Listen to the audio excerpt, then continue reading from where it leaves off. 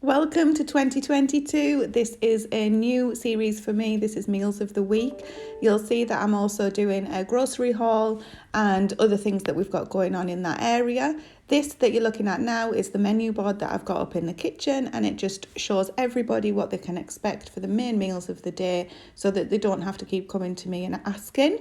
Now, we are going to be starting off here with the first meal that actually isn't on the board because it was the day before. This was from the Sunday, and it was just a turkey casserole using the diced turkey that we've got in the freezer. I've got quite a bit of that left. It was served with mashed potato and sprouts. Now, this is what it looked like while I was cooking it up, and then I just thickened it up with some gravy granules at the end, and they're parsnips, not potatoes, that you can see.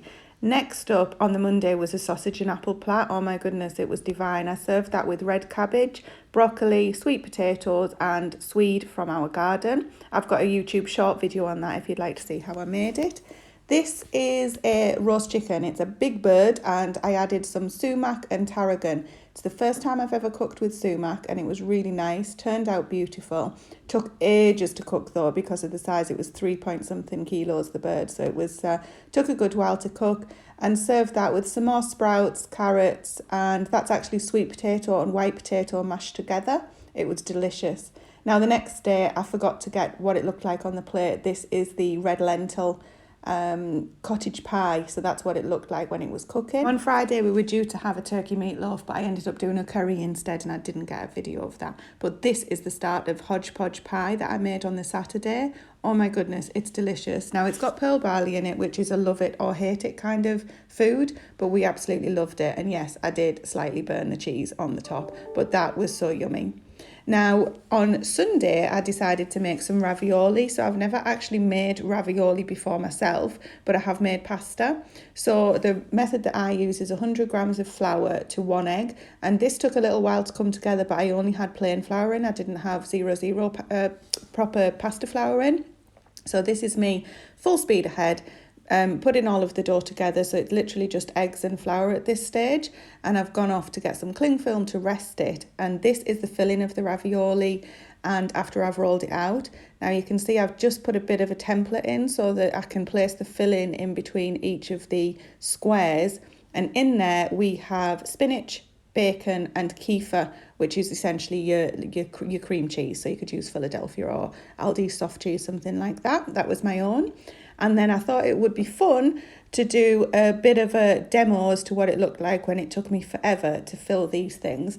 So I just took the filling and placed a tiny bit, well, what I thought was a tiny bit, but I had more filling than I realised in each of the squares, and did that for the whole of the pasta sheet so I'd literally split the dough in half, so that I obviously needed to roll out another half so that we had the tops for the ravioli.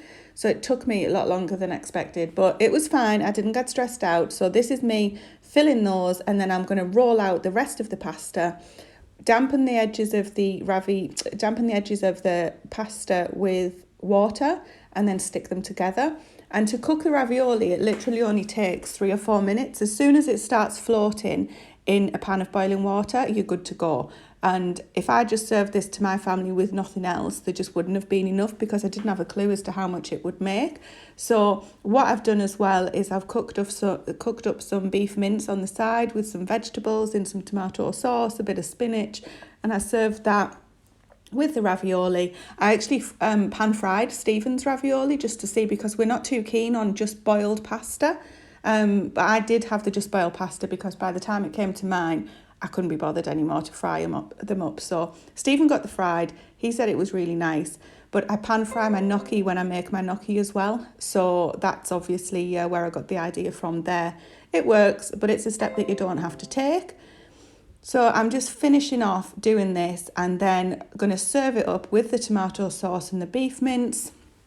And I actually add a couple of fried eggs on top of Stephen's and some sauerkraut as well. I think that was everything, but I'm going to show you now just what it looks like. So there, first job done. So this is it plated up. I actually chopped some spring onions on the top as well, and this is what the ravioli looked like.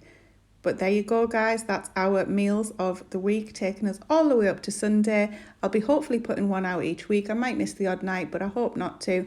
Thank you for staying with me. I'm a little bit out of breath now. I'm going to figure out how to slow down these videos so that I can actually get some words in. But thanks for sticking with me for week 1. Talk to you soon.